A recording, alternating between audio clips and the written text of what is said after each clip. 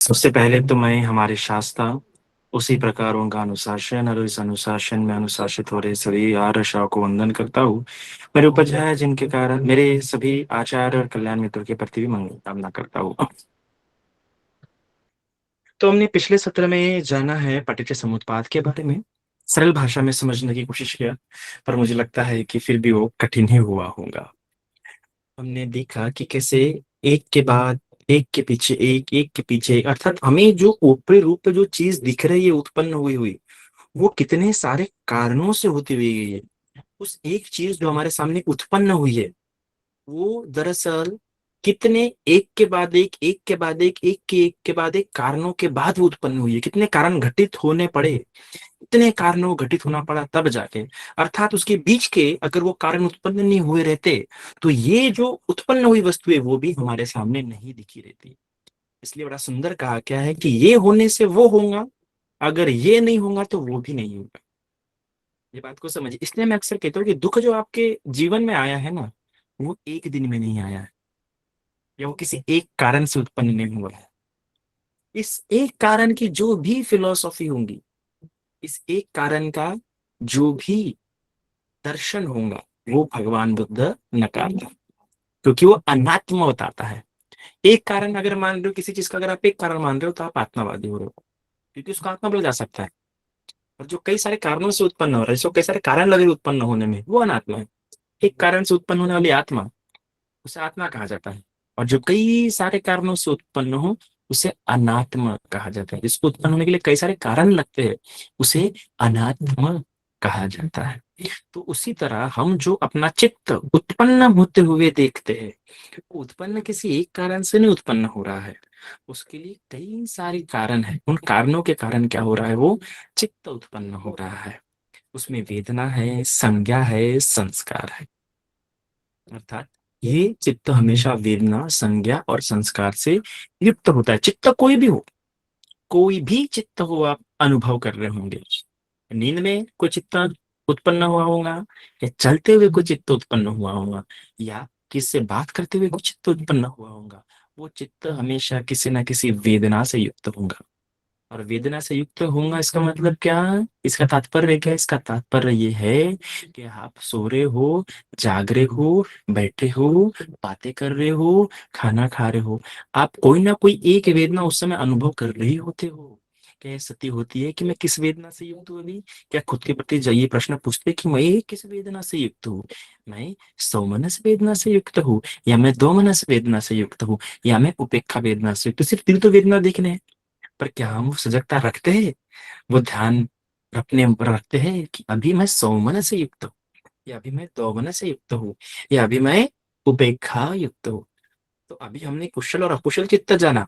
अभी ये कुशल और अकुशल चित्त के आधार पर हम अपनी सती और समाधि कैसे मजबूत कर सकते हैं? वो पहले सती मजबूत होनी चाहिए। बिना सती के समाधि मजबूत होंगी तो आप कभी भी वो जो ध्यान सुख अनुभव करना चाहिए, वो ध्यान सुख अनुभव करने में बहुत परिश्रम करने पड़ेंगे।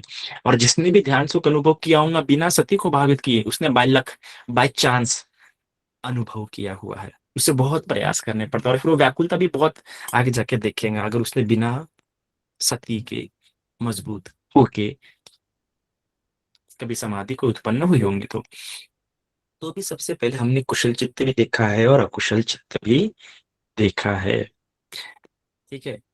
अभी यहाँ पे बात समझिए कि हमें ये बात पता होना चाहिए कि मैं हमेशा हर समय किस ना किसी वेदना से युक्त होता हूँ। एक तो मैं सोमनस वेदना से युक्त होऊंगा, या दोमनस वेदना से युक्त होऊंगा, या उपेक्षा वेदना से युक्त होऊंगा। तो क्या मैं सजग रहता हूँ अपने मन के प्रति, अपने चित्त के प्रति कि अभी मैं सोमनस युक्त हूँ, या अभी मैं दोमनस युक्त हूँ, या अभी मैं उपेक्षा युक्त हूँ? ये पहले वेदना द्वारा ही अपने आप को समझना शुरू होगा आपको।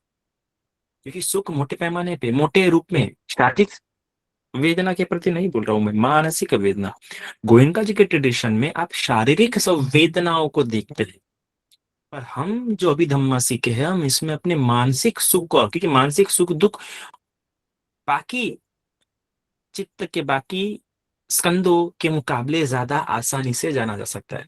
अर्थात सौमनस चित्त या दोमनस चित्त या उपेक्षा चित्त ज्यादा आसानी से देखा जाता है, क्योंकि ज्यादा सूक्ष्म नहीं है। चित्त आनंदित है या दुखी है, या ना आनंद और ना दुख में है, तो ये बहुत आसानी से जाना जा सकता है।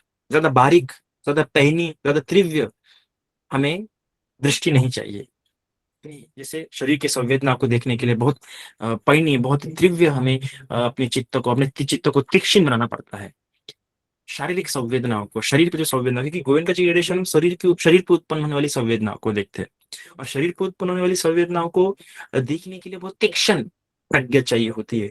पर मन में उत्पन्न होने वाली वेदनाओं को जानने के लिए तीक्ष्ण प्रज्ञा नहीं चाहिए हमें, तीक्ष्ण बुद्धि नहीं चाहिए। साधारण तौर से भी हम जान सकते हैं कि मैं सौमनस युक्त हूँ, या मैं दोमनस युक्त हूँ, या मैं उपेक्षा युक्त हूँ। सिर्फ इतना जानना है आपको, ये नहीं जानना है कि मैं किस व्यक्ति के प्रति सौमनस युक्त हूँ। ये देखो बहुत बारीक अंतर है, बहुत बारीक अंतर है। आपको इस बारीक अंतर को बहुत अच्छी तरीके से समझना होगा।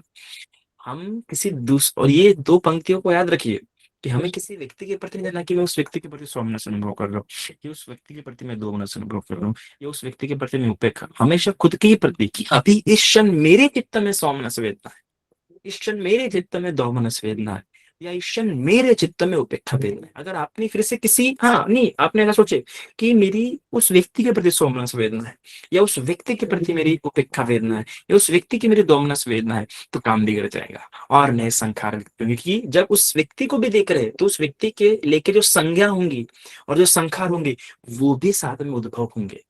याद रखना, अभी जब आप खुद को देख रहे हैं तो आपके खुद के साथ भी संज्ञा और संस्कार है, क्योंकि मैंने पहले कहा हर चित्त वेदना संज्ञा संस्कार के साथ ही उत्पन्न होता है।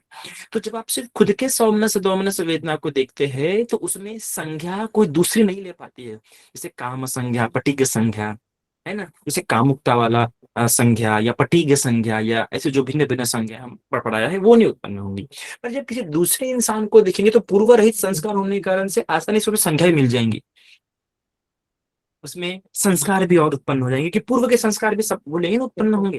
और जब हम खुद के सोमनस वेदना के प्रति, या खुद के दोमनस वेदना के प्रति, या खुद की उपेक्षा वेदना को देख रहे होते हैं, तो उसके उसमें हम ये सोमनस किस कारण से उत्पन्न हो रही है, सोमनस किस द्वेष से उत्पन्न हो रही है, सोमनस किस उपेक्षा से उत्पन्न हो रही है, हम उसको ना देखने के कारण वो जो उस द्वेष की संज्ञा होती है, जो उस द्वेष का संखार होता है, वो हाईलाइट नहीं होता, वो निकल जाता है, वो एस्केप हो जाता है, तो हमारी सती ज्यादा मजबूत रह पाती है। वरना फिर हम विचारों में घुलना शुरू हो जाते हैं।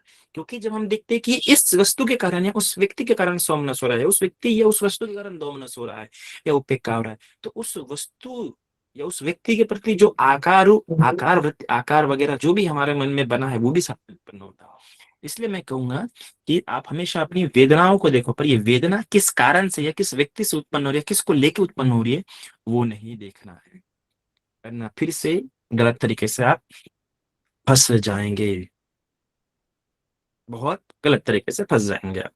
उदाहरणार्थ कि अभी तो हम और भी समझेंगे। अभी मैं समझ जाओ मेरे अपने, मैं एक बार आनंदित हो रहा हूं, मैंने जाना मैं तो सौमनस युक्त हूँ, मैं आनंदित हो रहा, मैं विचार में नहीं देखा, मैंने सिर्फ वेदना को जान लिया कि मेरा मन सौमनस युक्त है, तो ठीक है वही रुक जाऊंगा, है ना, या बस इतना ही तो मेरा विचार हट सकता है ना। पर मैंने जान लिया मेरा विचार सोमनस युक्त है, और ये सोमनस, क्योंकि आदत नहीं है तो आप एकदम से देख भी नहीं पाओगे। तो आपने जाना कह रहे मैं इस विचार से, ये विचार से मैं आनंदित हूँ, तो आपने साथ में विचार भी देखा है, तो वो विचार के प्रति और भी भिन्न संज्ञाएं भी उत्पन्न होंगी, क्योंकि संज्ञा भी उस समय साथ है, उसको कैसे पहचान रहे, कैसे जान रहे, वो भी उसके साथ उत्पन्न होगा। जिसके कारण से क्या होता है, बदल भी सकता और नई कहानी बन सकती है। वो पॉज नहीं होंगी, वो कहानी और बढ़ते जाएंगी, शेख चिल्ली वाला भाव उत्पन्न होगा, और वो आप शेख चिल्ली बन जाओगे कि इससे ये होगा उससे वो। मैंने शेख चिल्ली कैसे प्रचार करता है, मेरे पास एक मुर्गी आएंगी, फिर उस मुर्गी के अंडे देंगे तो फिर मैं दो मुर्गी खरीदूंगा, फिर दो मुर्गी और अंडे देंगे तो मैं तीन मुर्गी खरीदूंगा, तीन करते करते 10 हो जाएंगे, फिर वो 10 मुर्गी के बाद मैं फिर बकरी भी खरीदूंगा, फिर बकरी से दूध निकलेगा वो भी बेचूंगा। ऐसा पूरा शेख चिल्ली सामान।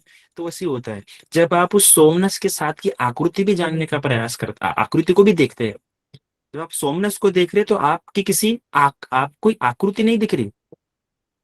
जब आप सोमनस को देख रहे हैं तो आपको कोई आकृति नहीं दिख रही, आप सिर्फ सोमनस को देखने का कोशिश कर रहे कि मैं सोमनस युक्त हूँ, पर मैं इस कारण के लिए सोमनस युक्त हूं, आप किसी आकृति को भी देख रहे।